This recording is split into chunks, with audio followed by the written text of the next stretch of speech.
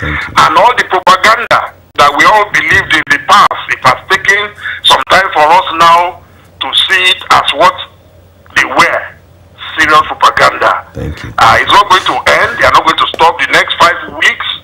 I must tell you, APC will have to sit up to the last second. Thank you. Because these guys can spring any joker at any time. Thank you. So God bless you and God bless Nigeria. Thank you very much. Thank you. Let me thank you so much. Truly, it is not probably because it's here. We have to say it the way it is. Anytime when I go through his back page on Saturdays, and I see it, I will send him text to SMS him to say that well said, wonderful, very incisive. We have to say it the way it is. In the ultimate, in the final analysis, we all go one day. So probably that is what people don't know. People have been there before. People have been governor before I was born. People will continue to be governor long after I've gone. So it is whatever we do now, and that's why we should fear God.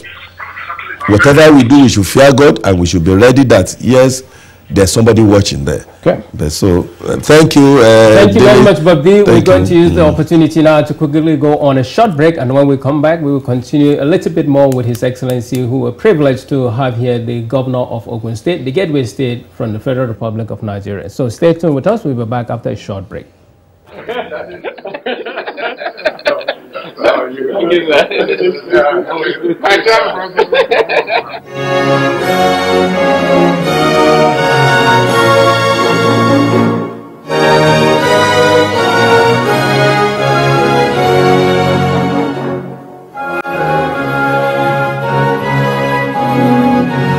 Road in the Gateway State before the coming of the present administration has been of utmost concern to the government of the day and the citizens, as it has also stalled the economic development of the state over the years. On assumption of office, one of the promises made by the government of Senator Ibikunle Amosun was to improve on the infrastructure he met on ground, which will then pave way for growth in both social and economy of the state. This has long begun, and so many breakthroughs have been recorded before the administration's 2 years in office. Day by day, different feats are being achieved through different road rehabilitations, reconstructions, construction of new ones, construction of drainage systems and bridges cutting across the 3 senatorial districts of the state. The first of its kind in Ogun State is the 6-lane carriageway in the state capital, Abeokuta, that is the Ibara-Ita-Eko-Oke-Shokuri-Totoro Road. The 2.4-kilometer road was constructed and delivered by the contractor within 8 months. It was commissioned on the 28th May 2012 to celebrate 1 year in office of Senator Ibikunle Amosun's administration in office. Thereafter, the construction of the first flyover and a world standard pedestrian bridge in Abeokuta was immediately started at Ibara Roundabout. The flyover cost 1.5 billion naira. The construction of the bridge is to decongest traffic mostly experienced around the axis and to allow motorists link to other parts with ease. Tirelessly, the CCECC continued work at the site day and night. They worked to meet the deadline given by the state government. The first citizen of Ogun State, Senator Ibikunle Amosun, on countless occasions, morning, afternoon and night, paid visits to the site to monitor the progress of work. The mandate was met. The first flyover in the history of Abeokuta met all the standard required of it. Built with the materials that will guarantee a long-time usage and a beautiful landscape to complement. On the 24th of January 2013, another remarkable history was recorded in Ogun State. The #1 citizen of the state. Welcome back. We're still live here on www.bentelevision.com, Sky Channel 182, Freeview Channel 244, and of course those who are watching us in Nigeria, especially in Abuja, on StarTime Network. We are still with the Governor of Ogun State, His Excellency Senator Ibikunle Amosun, who has been telling us what is actually happening in the state and nationwide as viewers has been calling in. But let's quickly go back to Ogun State. Ogun State as the leading in terms of actually economy in Nigeria. What more can you do in the sense that you really want to expand the economy of the state by so hopefully creating more employment for the people? How do you intend to create that international attraction to some other organizations? Well, thank you. The only way to go really is to drive our IGR The day Ogun State hits maybe 20, look at Lagos now. Lagos is almost hitting 29, 30 billion. That's the way to go. And it will not happen by any miracle. You have to plan for it. That's per month. So yes, the first thing you do, it's been done. So many empirical researches have confirmed that infrastructures plays a significant role in any economic or social development of any nation, whether state, whether city. So the first thing that we tackled, of course, education is key. It is those that are educated that will now, of course, transfer all of those that they've learnt into all the other sectors and other areas. But we believe that, yes, we've taken care of education, but infrastructure is key. Indeed, agriculture is the fulcrum, is the pivot on which all the things that we want to do will rest, because agriculture will do a lot of things for us.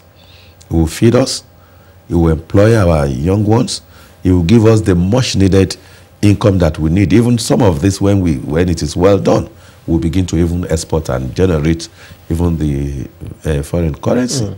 But to achieve all of those, our infrastructures must be in place. Number one is the road. If the road is not there, what are we talking about? Even all this agriculture that we are talking about will not be there. No sane investor will want to come where there are no access. They will not come. They will not. And in any case, if people will say, somebody say, I'll give you this, they will ask you, what did you do? They will look at you. You are bringing somebody from even London here to get to the place they can't get to, the pothole, this, that, body area. Nobody will come. Even to cite their industry, they will not come. They won't come. So the first thing we did was, okay, yes, we educate our people. Let's go for infrastructure development. And today we have good stories to tell. It's not as good as it is here in London when you get home now. And that is the drive. Once we fix the road, of course our water is running. Indeed, the roads we are doing, all the pipes, some of those pipes were laid in the 50s, even the water pipes. There's the primary one, the secondary one, and the tertiary one. So in Ogun State, now in all our roads now, we have completed the primary one, we have almost completed the secondary one. The tertiary is the one that will take it to your houses. That's what we are trying to do. Wow. We believe that if you look at Dubai, and that drives me every day, look at Dubai. In 1991, I was in Dubai. We waited for the second day to get flight. No flight. Look at this success story today. It takes the determination of one leader. So you believe that there's something to do with leadership? Yeah, I understand that he came here and he was probably downgraded. They said there is no first class and he was angry. And he asked them, can't we do this? And look at it today. Look at Dubai. Was Dubai like that 20, 30 years back? It wasn't like that. So if you have the determination, there's nothing that stops us from having, yes, it will not happen in one day, but we must start somehow. Oh, what we see in London here, yes, and that is what we are trying to do. If you are in London here, you leave London now, you go to outside London, you will see it may not be in the same probably magnitude. It may be on a smaller scale, but you will see it there. You will see maybe mini, whatever, Tesco, mini Sainsbury, there are different sizes. Oh, this is Argos, big size, in this small one is there. That is what we are trying to recreate. But for you to have all of this, even investors that will come, security must be there. Number one, very key. Infras must be in place. What are the infra? Infra, I've mentioned it. Our road must be full. But then, of course, Ogun State as well has a lot of federal government roads. How have you been able? The truth is this: all of the roads that we did, all. In fact, let me even probably give it to them and say that maybe 96% of the roads we did, maybe just maybe insignificant, infinitesimal, maybe 2%, 3% are Ogun State roads. They are federal roads, but truly they are no federal people.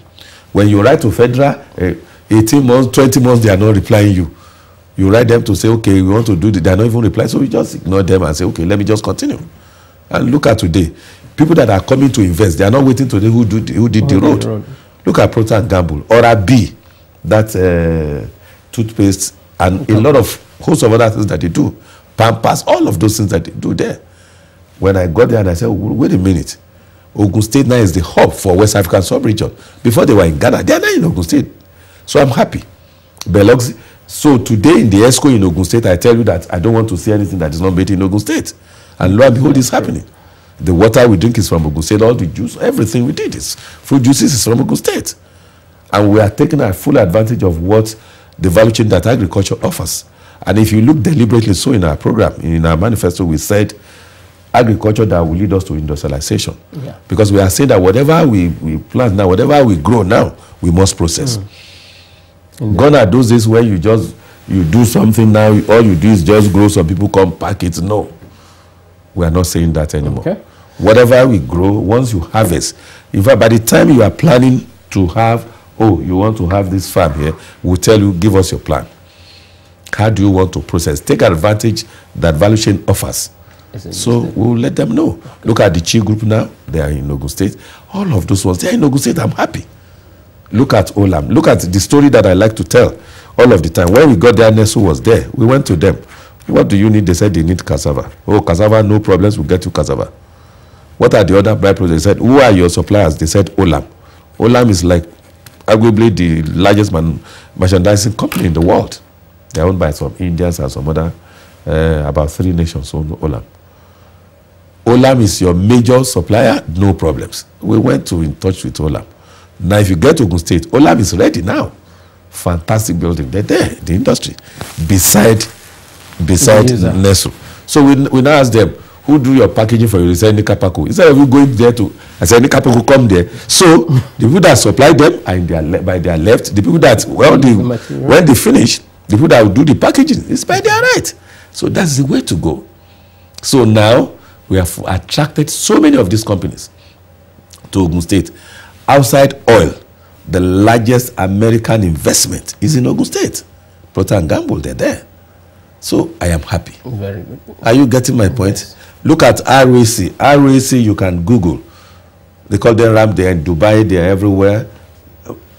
If you look at what they are doing in Ogun State now, in sanitary wares, go and see in ceramics, go and see what they are doing. They're like the biggest. They're in Ogun State now. I am happy. Look at Procter & Gamble. Look at even what Nesu just did now. Every day, they employ well over 5,000. I will explain.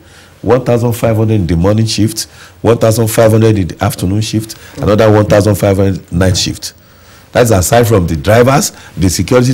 If you add all of those together, it's about 5,002. If 5,002 people work every day, and I have about 61 companies now. Yes, they are not of the same size. Yeah. There's no company that will not employ maybe 500. So am I not happy? Am I not bringing employment into the economy of Ogun State? And that is the way to go. Okay. And that's what we are doing. Well, let's take another caller. Hello, your name and where you're calling from? Hello? Hello, good evening. Good evening. Good evening. Hello? Yes, we can hear you. Good evening. Is that me? Yes, good evening. We can hear you. Okay, good evening, Governor. Good evening. Yes, sir. My name is Cecilia. Okay. Yeah, go on, Cecilia. From where? Yes, sir. I just want to bring you back to... firstly, I want to say thank you for the good work you are doing. My pleasure. Yes, sir. And I want to believe this is an oversight. I was back in Nigeria in December. Okay. And I went to my mother in a little town called Okeri in Ogun State. Okay. I was devastated, actually. I was not very happy. I was seeing all the good work you are doing. Yes. Sir. Okeri is one of our sites. I believe is an oversight tourism. On this little village called Okeri. That's a tourist. Yes. The roads are very bad. Okay. No lighting, no good water. Nothing was done in that little village. I want to bring you back to it, sir. Okay. Thank you. That's my contribution. Okay, thank you, Cecilia. I know Kerry very well, but let me explain this. Even if we have today, if I have 1 trillion, There's no way we will finish the roads that we need to do even in the next 4 years. When we came in, we asked ourselves, people will still challenge me and say that, oh, our rural area, we have not touched it, you have not. You have to plan. If you don't have a plan, everything will collapse. And that is what we say. People accuse me, we are saying you have not done this much in health. No, you can't do everything. Yes, we have all the 5 cardinal programs. If people that have come before me, the others they've done, I don't have to go there. You won't go there again. Now, when we came in, we realized that, so what do we do? I want to attract people to come and invest in Ogun State. I will not go to the rural area to say I want to start their road. It's not that when we came in, maybe this place is good. Rural is totally bad. The urban is totally bad. So what do I ask myself? Where do we start from? So we have to start somehow. So we start from the urban, really, truly. And it's to attract investors, to believe in us. You are bringing some Americans, you are bringing whoever, some Britain to Nigeria, or whoever that want to invest.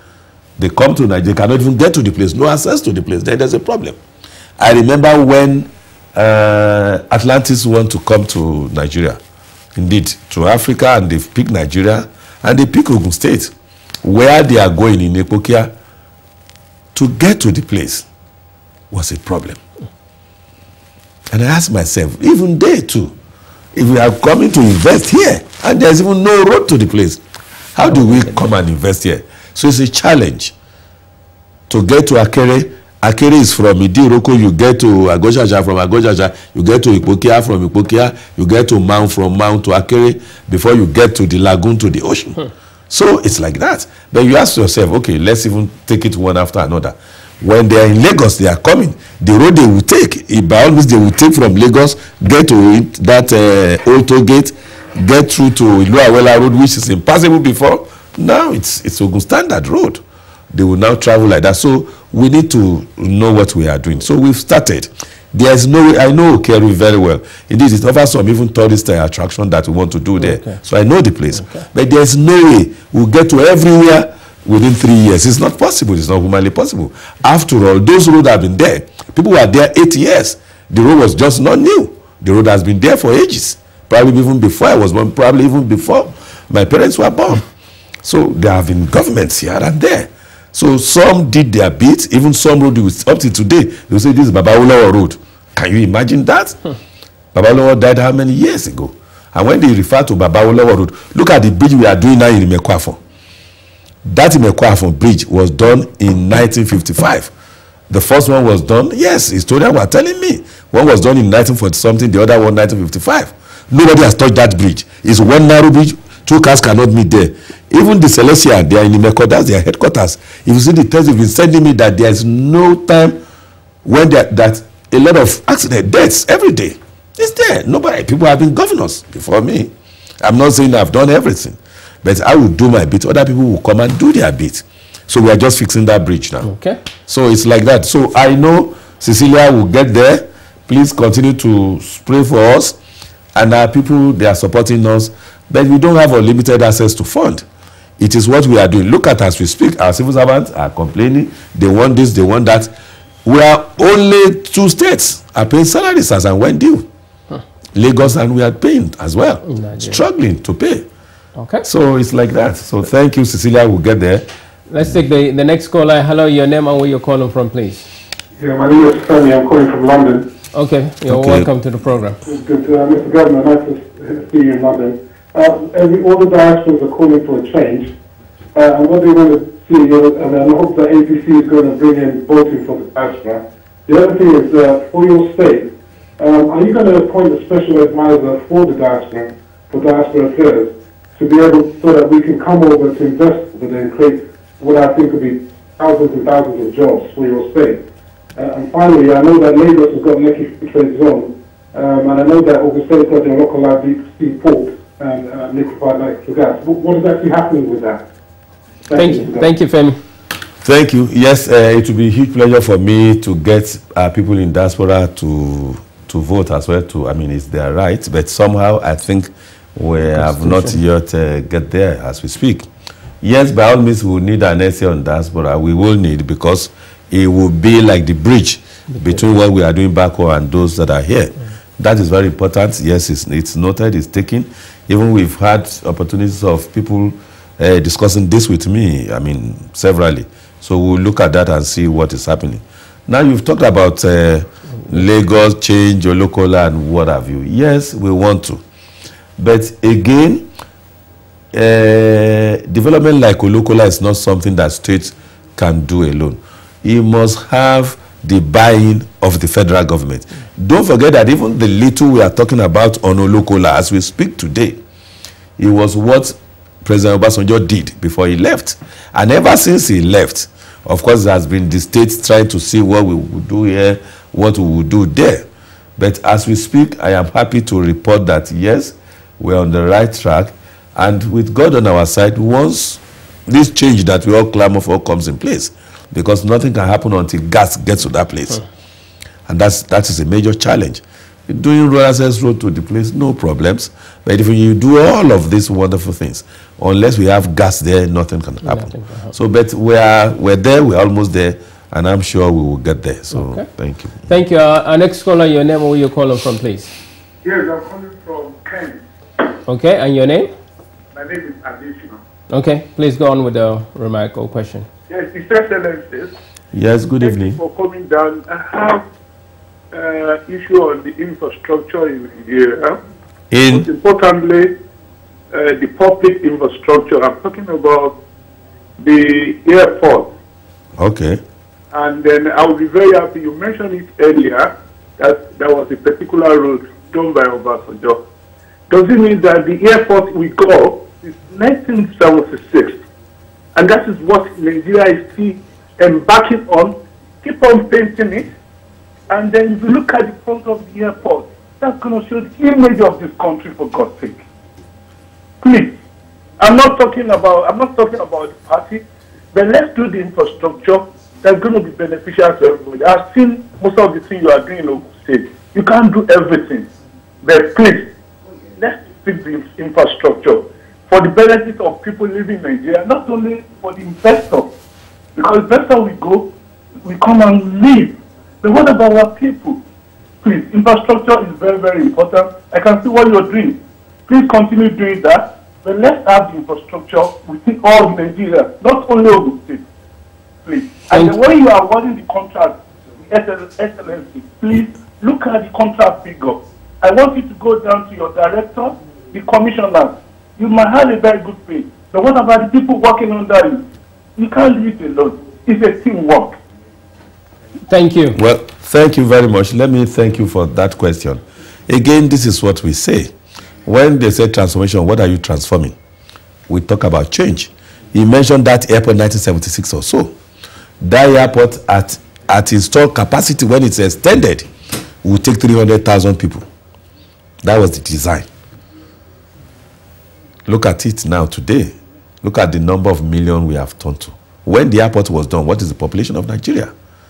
And again, that's this is international airport. Yes. So, but unfortunately, that is what we have. That's our best, really. But for us as a state, I have said it. You see, the drive that we have, what we envisioned for Ogun State, is such that Ogun State can be as good as it gets. That's what we are trying to do. So he touched on the airport. Yes, we are doing one. Indeed, let me say this. In 1945 to probably 48, there was an airstrip in Ogun State, in Ibikunle, where they have now the Alamala Barracks.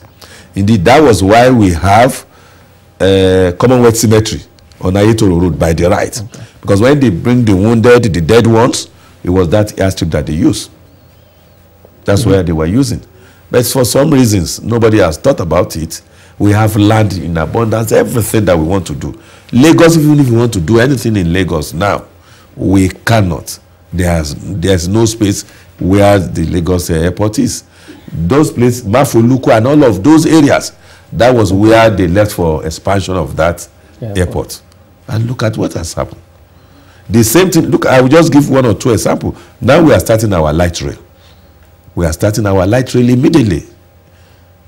And we want to connect people from Ogun State to Lagos. Right. Lagos is doing the red line now. The blue line we are going to do. Because when they classified Lagos as mega city state, it was with Ogun State. Because they know that there's no way.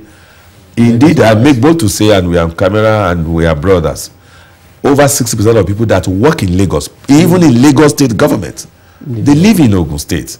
Indeed, my challenge now is this: the middle cadre and the lower echelon of the civil service, they live in Ogun State. We want to attract now. We want to attract the top echelon to live in Ogun State. So that's what we are trying to do. So which means you need to build new houses. We are doing it. So people in diaspora now, and that's where I'm going. We are doing what we call MTR Heights. We have 3 Hill estates. We have the one that we've completed. People have Orange Valley is there. The new Marco is there. The one that will be the peak of the park, Metro City, is just where we have, when you are leaving Lagos, where they call Baja, where they call Kara, where they sell cows and all of those. Okay. We are relocating them. Those areas, that's what we are doing. It is to attract people like you and me, people that want to come and live with us. It is to attract them to Ogun State, and that's what we are trying to do. Now, if you look at, let me give another example now. Look at the express. Look at the express. The express, when it was done, I think about 42 years or so ago, the express, when they designed it, they told them that this express, you will need 10 lane. They told them that, don't worry, this is the first phase. Let's do this first phase. After the first phase, we will come and do it in 5 years' time. Between you and me, 42 years down the line now, the best we are doing now is to still do 6 lane and still do 4 lane from Shagamu to Ibadan. Then you know there's a problem. We thank Mr. President for even doing that. If you notice, the long bridge, they call it the longest bridge. That bridge, you will see that, because those people came and say, what are they saying? You need 10 lane. You not say, okay.